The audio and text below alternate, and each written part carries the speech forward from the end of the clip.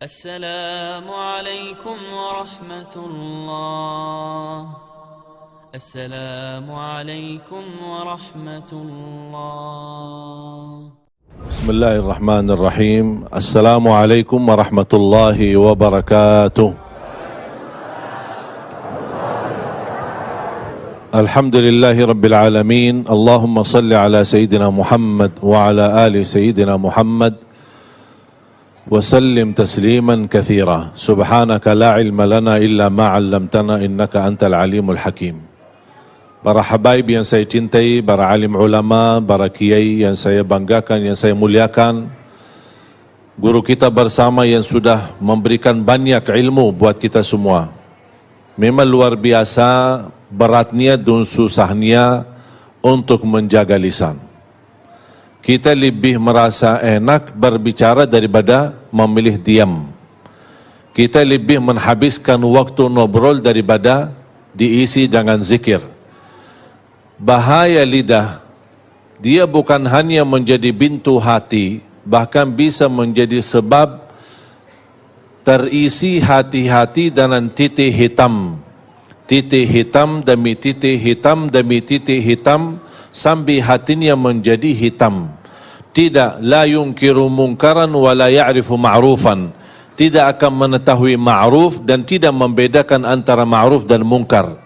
Sangat bahaya lidah kita. Makanya Rasulullah sallallahu alaihi wasallam menggambarkan di hadis yang sahih, "Man kana yu'minu billahi wal yawmil akhir falyaqul khairan aw liyasmut." Ada dua pilihan. Kalau anda beriman kepada Allah dan hari akhirat, berkatalah yang baik atau diam.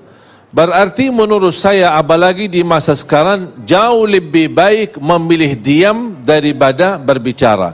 Idza kana al-kalamu min fiddah fas-sukutu min dhahab. Kalau berbicara itu dinilai seperti nilai perak, tapi jauh lebih mahal berdiam karena nilainya seperti emas. Karena sangat membahayakan, bukan bisa menyakiti perasaan orang lain, bukan bisa membahayakan hati kita, bahkan bisa membawa kita masuk neraka. Rubba kalimatin yaquluha qail la yulqi laha balan min sakhatillah tahwi bihi fin nari 70 kharifa. Bisa saja seorang berbicara, tapi dia tidak menilai dan memperhatikan perbicaraannya, mendapatkan kemurkaan Allah gara-gara perbicaraannya itu, dan masuk neraka 70 tahun. Satu kata bisa membawa kita masuk neraka. Bagaimana kalau kita dari pagi sampai malam suka menjelekkan orang, menghina orang, gosip orang, fitnah orang, apalagi orang yang dibicarakan itu adalah ulama. Hati-hati. Ulama adalah pewaris para nabi. Kalau ada ulama yang bersalah, kita punya sikap dan kewajiban menutupi kesalahannya. Kalau tidak bisa membela, paling tidak menutupi aibnya. Ini ulama, kalau sudah rusak nama baik mereka, na'udzubillah, jangan kita terlibat merusakkan nama-nama baik mereka. Mengapa kita berusaha menutupi aib orang lain? Supaya kita ditutupi aib kita oleh Allah subhanahu wa ta'ala. Man tatabba'a awrata akhih, tatabba'a Allahu awratah walau fi jawfi baitih. Barang siapa yang suka mengikuti aibnya orang, akan Allah membuka aibnya walaupun di dalam rumahnya sendiri. Jamaah sekalian yang dimuliakan Allah subhanahu wa ta'ala, banyak pesan-pesan Allah di suratul Hujurat. Saya nasihatkan anda semua kalau nanti pulang, buka Al-Quran suratul Hujurat. Banyak nasihat-nasihat, moral-moral, akhlak-akhlak untuk mendidik kita kalau kita bisa belajar dan kita praktik. Allah subhanahu wa ta'ala berfirman, A'udzu billahi minasy syaithanir rajim. يا أيها الذين آمنوا إن جاءكم فاسق بنبأ فتبينوا أن تصيبوا قوما بجهالة فتصبحوا على ما فعلتم نادمين.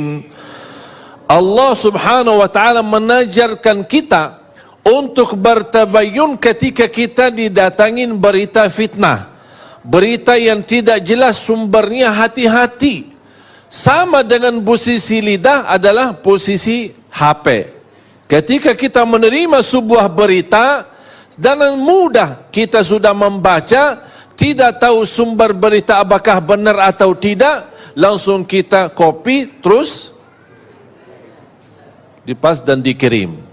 Itu yang saya sebut dosa jariah.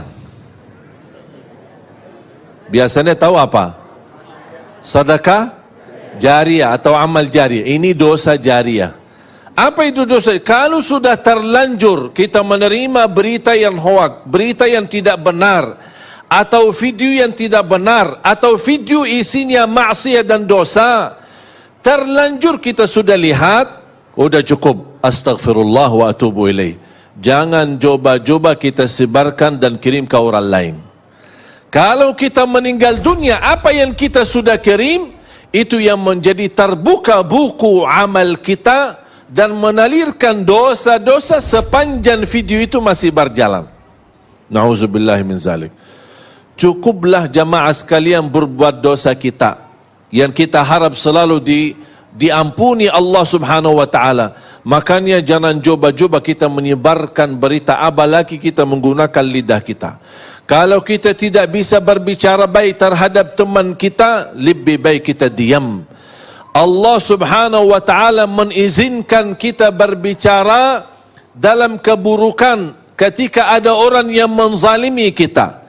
Contoh, kalau ada orang menzalimi kita dan persoalan kita sudah masuk sebagai kasus sampai ke mahkamah, di sidang, dipanggil, pasti ditanya dalam kasusnya terhadap si orang yang menzalimi, ambil harta kita, ambil hak kita, atau menzalimi kita.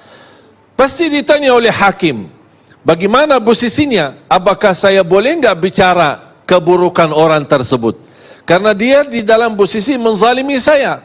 Atau saya diam ketika ditanya oleh hakim, oh maaf pak, saya enggak berani ngomong karena saya takut dosa. Terus gimana mau diselesaikan masalahnya di mahkamah, di depan hakim? Allah di hal ini mengizinkan, la yuhibbullahul jahra bis-su'i minal qawli illa man zulim. Allah tidak suka orang-orang yang berbicara buruk terhadap orang lain, kecuali orang-orang yang pernah dizalimi. Kalau ada orang menzalimi kita, orang-orang menyakiti kita, kita berhak membela, kita berhak berbicara, tapi tidak boleh berlebihan. Artinya ketika kita ingin membalas, ingin menyampaikan, ingin menolong hajat-hajat kita kepada hakim atau kepada orang-orang yang bisa membantu kita, tidak boleh menjadi di posisi dizalimi, menjadi orang yang menzalimi. Makanya kata ulama, lebih baik kita tidur dalam keadaan dizalimi daripada tidur dalam keadaan menzalimi. Lebih baik kita dihina, kita dicaci maki, kita difitnah, tapi saya berusaha menjaga lidah.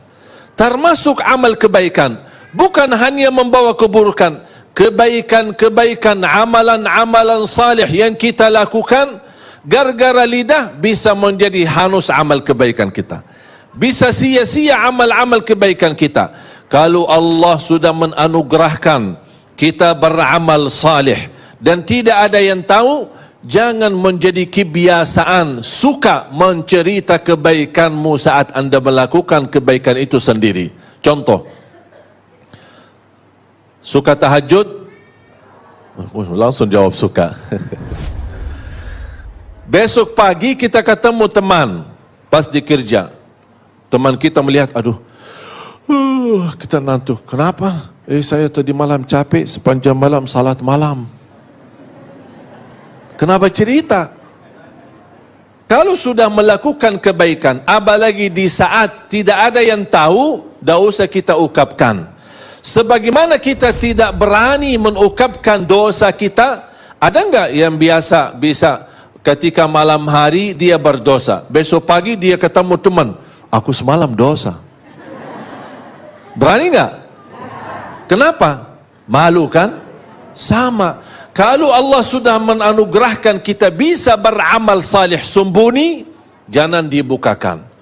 Tapi kalau ada orang tahu kebaikan kita, tapi bukan kita yang cerita, itu tidak masalah.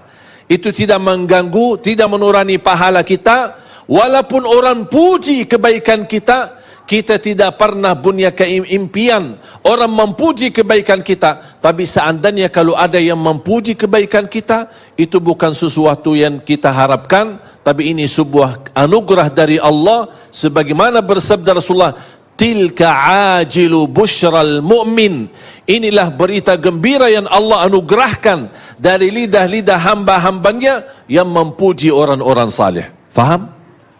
Jamaah sekalian dimuliakan Allah Subhanahu wa taala. Allah melarang kita untuk berbicara sebelum kita memfikirkan. Bahkan ini nasihat dan wasiat Rasulullah. Bahkan itu wasiat Sayyidina Ali bin Abi Talib radhiyallahu an, "Fakkir fima taqul, fa in kana khairan faqul wa illa faskut." Berfikirlah sebelum berbicara. Kalau itu baik, lanjutkan. Kalau tidak baik, lebih baik diam. Sebagaimana bahaya lidah, bisa satu keburukan yang kita ucapkan membawa kita masuk neraka 70 tahun. Tapi alhamdulillah sebaliknya, Allah memberikan dengan lidah yang ringan untuk bisa berzikir. Amalan ibadah yang paling ringan, tapi di sisi Allah pahalanya paling besar. Amalan zikir hanya tugas lidah, gerakan lidah, tidak perlu wudu, tidak harus menghadapi kiblat, berdiri, duduk atau berbaring, dimanapun kita berada, biarpun ibu-ibu lagi halangan, masih bisa gunakan lidahnya untuk berzikir kepada Allah. Amalan ringan, mudah dibaca, mudah diingat, mudah dihafal, mudah diucapkan, tapi pahalanya sangat besar. Contoh sederhana, subhanallah wa bihamdi, subhanallahil azim. Dua kalimat, ringan di atas lisan, berat di atas timbangan, dicintai Allah, subhanallah wa bihamdi, subhanallahil azim. Makanya kita berusaha daripada isi yang buruk dan lidah kita, kita selalu kesibukan untuk mengisi zikir supaya terhindar hati kita dari hal-hal yang membahayakan iman kita.